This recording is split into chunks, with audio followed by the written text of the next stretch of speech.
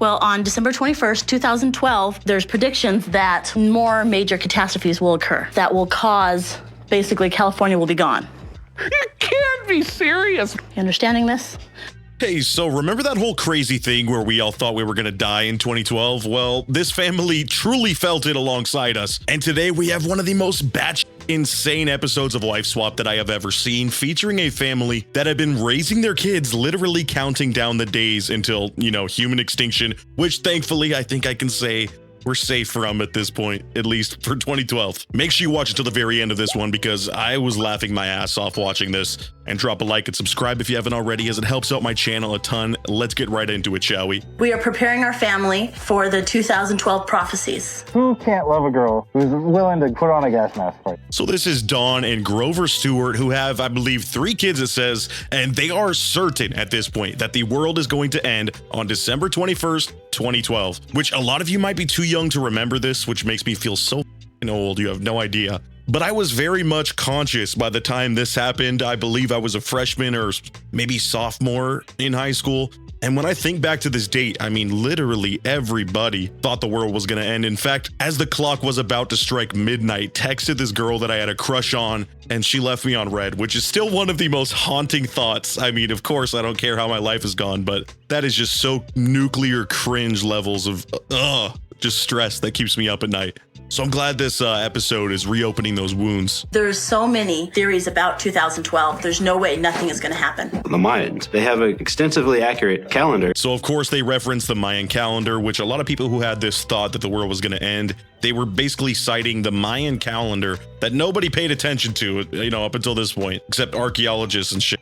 And historians, but it apparently ended on the 21st of December, and that's why everybody and their mother, including me at the time, thought the world might actually end, which is foolish in retrospect, but you gotta, remember this was like a national thing, at least in the US. Like everyone was freaking out. It was like Y2K part 2. We are going to encounter more meteors right at us. There's lots of possibilities. You could end up with a messed up brain. Hurricanes and tornadoes will occur, causing great devastation. And they just start listing off all the shit that's going to go down as soon as the clock strikes midnight. There's going to be earthquakes, meteors, tsunamis, Sharknado is going to be there, actually. This is before Sharknado, I think. But, apparently all this is going to be happening at the same time. So I don't even know if I would want to survive something like that. Yet these people are doomsday preppers, and they're really into the idea that they're going to be living through this. The end of the world as we know it board. It gives us a countdown to 2012. So this is their Teotihuacan board. What an amazing acronym. That literally their oldest daughter is over here counting down, which I find to be so morbid. They're claiming that this isn't, messing up their kids' heads at all, but I think seriously, this is doing some damage. If you're like a young person who's impressionable, who still thinks mommy and daddy know everything, and mommy and daddy are freaking out, counting down the days until literally everybody that you know at school and all your friends, everybody you've seen on TV perishes from the Sharknado asteroid tsunami earthquake splitting of the core of the earth that's going to happen. Of course, you'd be really terrified and be living every day like it's your last. And we don't talk to the younger kids about 2012. That's nasty. We don't want the children scared. And she says right here that she doesn't want these kids scared, yet how do you explain this board? They're going to say, Mommy, why is my older sister counting down this number here, and what does Teotihuacan mean? Oh God, are we all gonna die? There's no way this is escaping these kids. They definitely know what the whole rest of the family's freaking out about 24/7. Kimberly was watching a show about it. I started watching it, and then we called Grover in there. Yeah, we watched the whole episode, and after that, we knew for sure that this was gonna happen. Okay, the History Channel don't lie.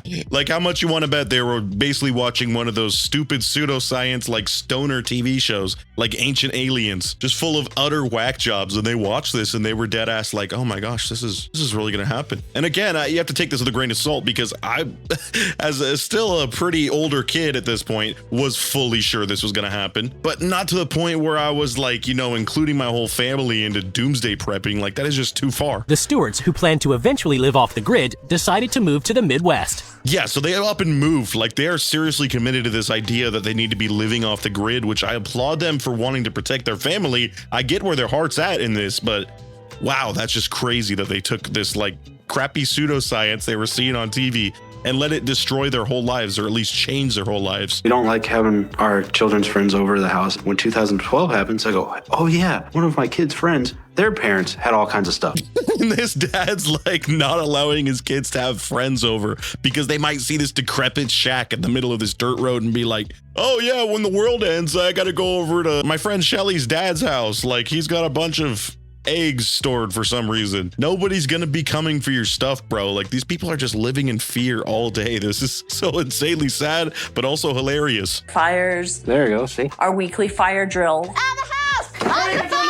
And like, why couldn't you just get into bushcraft? You know, you could have been like the first outdoor boys before that started, okay? Think about that. Instead, it has to be all framed through this doomsday lens. Like, why can't you just teach your kids to be self-sufficient? And then when that day comes, if it does happen, which obviously it didn't, they would know what to do. But, you know, it wasn't like they were training for their possible, you know, perishing in a nuclear event or something. It's just so crazy they're putting these kids through this. They have a food bar, the emergency sleeping bag, the emergency whistle with the compass. All of these kids on the way to school are basically carrying a in case of emergency pack full of everything you'd ever need to survive short term in the event of something happening, which I don't understand. If they're so certain it's happening on this day, do they think there's a chance that it might happen before? Like, at least in the lore I was hearing around this time, I wasn't worried except for the exact minute the clock struck midnight. You know what I mean? They're living in fear like this could happen 1,000 some days before it actually is about to go down. Once the kids have headed off to school, Dawn gets down to further research. I'll go on the computer for a little bit. How much you want to bet a little bit is like the entire 7 hours that the kids are away at school? I guarantee you no house chores or like other enriching activities that she could be doing. She could go for a walk or something. I don't know, like read some books. Well, actually, of course, she reads books, but about this specifically. But I feel like she's just, quote, researching and further going down this rabbit hole for hours and hours a day. And it's just making the rest of the family spiral out in insanity. Dawn spends the rest of her day stocking up food and supplies for the family. So yeah, her entire job is to help build the stock list that they're going to have when the world ends. They even have animals that they're raising that of course they're going to try to continue to farm. Like, they're ready to just fully play survival mode Minecraft when this happens, which me personally could not be me. Okay, I'm just gonna be real. Just let it happen. I'm gonna join the other numbers and not be one of the survivors, bro, because I already can't handle when I have like bad cell service. No, I couldn't do it. Come 2012, when you can't go to the grocery store, you're gonna need meat somehow. And that's awesome. I love that they're like showing us, yeah, Grover's sat here actually. He's just fully camouflaged. Like, you know, the editor of the show was like, finally I get to do some VFX for a second. you're gonna have to hunt for it. I may have to go out and stalk and kill an animal that will feed my family. I may have to do that. In fact, I've been trying to practice. I still have not once been able to catch one of these damn animals and, you know, actually provide food for my family. But when the time comes, I will have a lot of practice in, and hopefully I'll get my first. We don't push our kids to go to any structured activities. Anything like that is not gonna make the child learn. So they're basically already living as if the apocalypse happened. And sadly, that means forcing their kids to not take any extracurricular activities, like no sports, no, you know, math club, chess club, none of that. No, you got to come home and work on your bushcraft skills with dad so that, you know, you could survive when these 10 disasters happen at once. We are taking advantage of no interest, no payment deals until 2012 because No, they did not. Like, he's about to say, because we don't have to pay it back once the banks get exploded by the meteors. Okay, so in my book, it's a win-win. The banks go down and I got to escape with about $40,000, which if this didn't happen, let's just say might be 39% interest rate. So I would really be on the hook for some large amounts of money. when the payments start coming due, there's not going to be anybody around to collect. This is the most simpleton family that I have ever come across. I'm sorry, that's the word I have to use. Like, this is straight up a King of the Hill episode right now, bro. People who are not preparing and that want to come and take the supplies, we refer to as zombies. We're trying to train them how to, you know, obliterate the zombies. You got to go for the head. You got to go for the brains. Everybody knows. Like, okay, now there's going to be a zombie apocalypse. I know technically they're just calling like looters and people who will be running around trying to take their stuff after this fallout happened. They're the zombies, but still, this is crazy. You're putting so much dark lore into these kids' heads, bro. We're the stewards, and we will survive. So yeah, that's the Stewarts. Honestly, that's gonna be this episode right here is just like me going over that intro video, because how insane is that? Anyways, this lady goes and, you know, switches lives with a family who have like an all-star golf player daughter. Pretty run-of-the-mill, which anybody would seem run-of-the-mill compared to these people. But let's just see how this new dad reacts to this crazy conspiratorial new wife of his. Survival kits. You carry this around all the time? Yes. We have emergency candles. flashlight. And you could tell this dude's already high-key judging, which I love that for him. Okay, I need you to just show this lady how silly she is, so maybe she'll snap the hell out of it, please. Food blocks. You would eat this? Like an axe if you needed to cut wood. And I just have the same reaction as this guy. All you could do is laugh. At least he's not quite laughing in her face yet. I'm expecting that to happen. And they picked the perfect dad to have to deal with this woman for the next 2 weeks. That's awesome. Pack in my room and don't you dare touch my bag.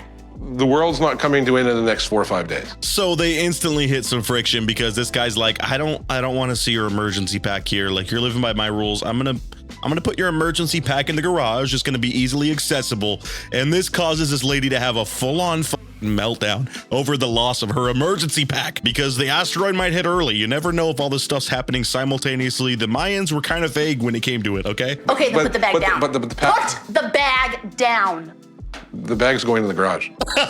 This guy is the perfect dude to have to deal with this woman. Oh my God, he's just like not backing down. She screamed at him. She raised her voice and he's like, yeah, no, it's still going in my garage. I hate to tell you. You can keep the bag, but take the glow sticks out of it, the shovel out of it, the toothpaste.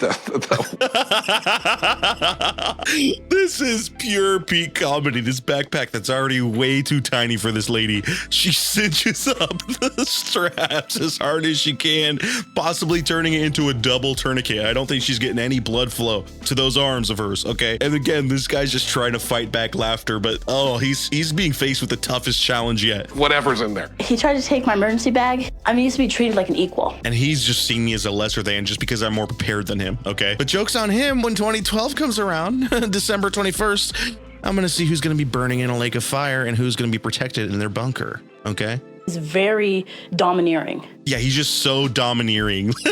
This lady has her own made-up dictionary, and I love that. It makes sense, because in the future, if you're the only family left, you can just make up your own language, okay? Who's to say that's not a word? With the kids at school, Raylene must research predictions related to 2012. And hilariously, this other mom is being tasked with, living the life of this conspiracy lady, and she has to sit home and read these articles all day, to which she already realizes just how brain rot these articles are that they saved for her to read. Has she spent any research on why it's not going to happen? No, I doubt it. Why would these people try to find anything that goes against their beliefs at this point? Because that's the problem with stuff like this. You get brought into it, there's this echo chamber online, and then you think, wow, I'm in this elite club of people, the only amount of people in the world that know this is going to happen. I have more info than somebody. I've got a leg up on them, you know what I mean? And they just run with that. To me, they seem naive. They should realize that they're being taken advantage of. And this lady's so real for that. I mean, it's just sad to see that this whole family's so gullible.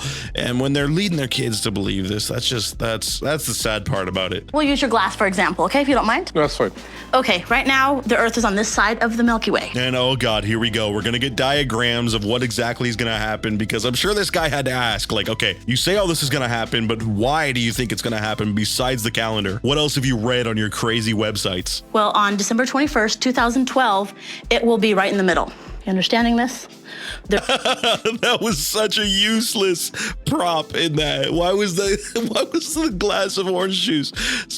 Oh man, is this lady on one? That reminds me of one of my favorite videos of all time, the Tim and Eric skit where they're talking about space, and he's like, imagine a paper bag. Now imagine a hot dog bun, and he's having you imagine all this shit that does nothing to do with what he's talking about with outer space. That was this lady grabbing that glass. You could have just used your fist or something. You're just leaving this guy so confused. Basically, California will be gone.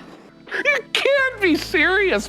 There's a movie. Yeah, there's a movie about Martians too. And this lady's so pissed off, just being laughed at to her face, because she has such strong conviction about this that she truly doesn't want to hear anybody else who has an opposing viewpoint. So she's just trying to hold back her anger. I guess come 2012, I'll have the last laugh. There's no way, dude. I deadass said that earlier jokingly, but she actually said it. She's like, yeah, joke's on him. This bozo's gonna melt within a second when the surface of the Earth turns to 1,000 degrees for a brief moment as the asteroid hits. My bunker will be a cool 70 degrees. What a psycho, bro. I would not make the kids carry these to school. These are not something that I find kid-friendly. And she makes them survival kits and everything. She bought camo clothing for the entire family. This episode is so camp. I love it. But you know what? They're really going with it. I'll tell you, this family, even though like the dad and the kids realize how crazy this lady is, they're kind of going along with it. So I got to give them props for that. And this helps prepare you for if, gosh forbid, something should happen to Raylene, you would be able to do this. Yeah, if gosh forbid, you know, something happened to his wife, he's got to learn how to clean the shower. So she has him clean, which doesn't make sense. Scientists all over the globe agree that a chasmatonic event is undoubtedly going to happen. A chasmatonic event is going to happen. All these scientists say so. She's now like forcibly reading him her web content that she has bookmarked, of course. She's dropping truth bombs on this idiot, and he's too dumb to understand the warnings, okay? It's his fault. But man, is she passionate about this. This is not a way to raise kids. For the next 3 years, you're going to be How is teaching this affecting my kids? Dude, it's affecting them because they're thinking about their doomsday and the rest of the, entire Earth's doomsday. Every single day, they're counting down to it. And this lady just won't understand that. That's the hardest thing to grasp for her, which I don't understand why. Today we're losing this survival skill because in Stop. No, you shut up. Let me finish. This is my turn. Even the Bible has an apocalypse that's gonna come. The Bible has an apocalypse. That's gotta be coming, okay? That's why I had to scream in your face, because I'm trying to save your family's life. I can't live with you.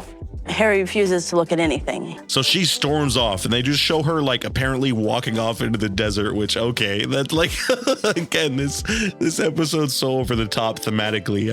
I can't stand it, but it's honestly shaping up to be probably my favorite episode. I don't like myself when I'm around Harry, so I have to just stay away from him for a while. That's right. She's staying away from him for a while, which then she comes back, gets laughed at in her face again, and they go back to another emo montage. And I don't want to be ugly in front of his kids. Well, ugly, I mean mean.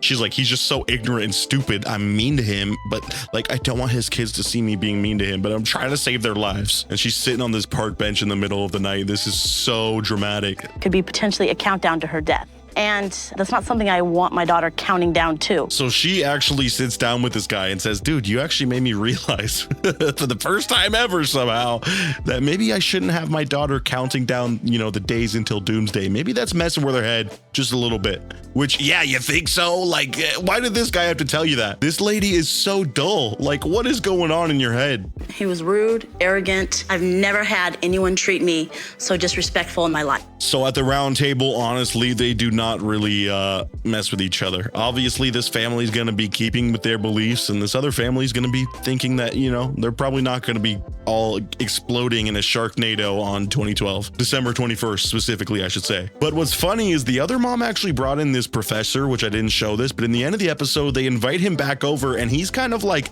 helping convert these people from being so sure this is going to happen to being like, okay, it might happen, but also maybe some of those websites we were reading were a little bit, fear mongering. They were maybe being posted for not good reasons. So I'm proud of them for believing this. I wonder where these people are now. I want you to let me know if you remember ever feeling like the world was going to end in 2012, because I was so certain. But anyways, I'll catch you all in the next video. Until next time, peace out.